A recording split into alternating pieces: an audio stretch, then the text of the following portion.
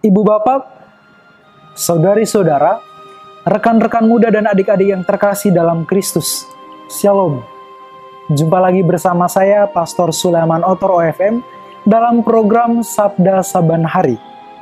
Sekarang marilah kita mendengarkan Injil Matius bab 28 ayat 16-20. Perintah untuk memberitakan Injil. Dan ke-11 murid itu berangkat ke Galilea, ke bukit yang telah ditunjukkan Yesus kepada mereka. Ketika melihat Dia, mereka menyembahnya, tetapi beberapa orang ragu-ragu. Yesus mendekati mereka dan berkata, "Kepadaku telah diberikan segala kuasa di surga dan di bumi. Karena itu pergilah, jadikanlah semua bangsa muridku, dan baptislah mereka dalam nama Bapa dan Anak dan Roh Kudus. Dan ajarlah mereka melakukan segala sesuatu yang telah kuperintahkan kepadamu. Dan ketahuilah, aku menyertai kamu senantiasa sampai kepada akhir zaman." Demikianlah Injil Tuhan, terpujilah Kristus.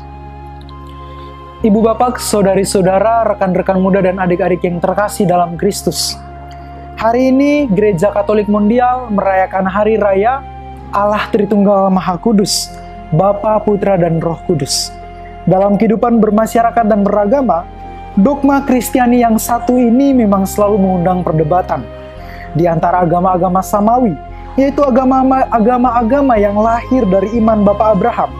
Keyakinan iman Kristiani adalah yang paling unik. Memang, kita meyakini keesaan Allah. Namun, keesaan Allah itu berarti satu Allah yang tunggal, yang terpancar melalui tiga pribadi, Bapa, Putra, dan Roh Kudus, yang satu sekaligus berbeda.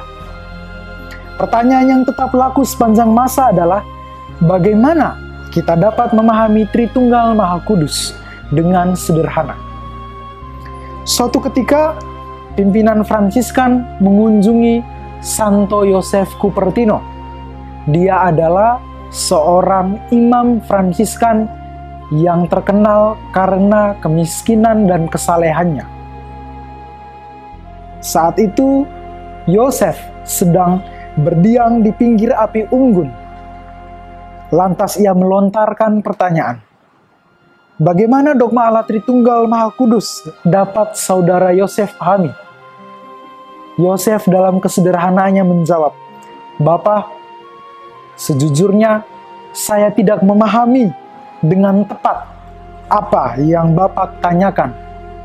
Namun saya mengimaninya dengan sungguh-sungguh." Kemudian dia menghamparkan kain selimut yang tadinya menyelubungi lehernya. Dia melipat kain itu menjadi 3 bagian sambil berkata, "Ini Bapa, ini Putra, ini Roh Kudus. Lihat, mereka berasal dari satu kain yang sama, bukan?" Saudara-saudariku, banyak orang yang berupaya memahami dogma Allah Tritunggal Maha Kudus secara sederhana dan konkret dengan bantuan perumpamaan-perumpamaan semacam itu. Ada yang menganalogikan seperti minuman 3-in-1, kopi, susu, dan gula, yang kemudian diseduh menjadi minuman yang sedap, atau juga diumpamakan dengan akar, batang, dan dedaunan pohon, dan lain sebagainya. Namun sebenarnya, iman kita tentu saja tidak sesederhana itu.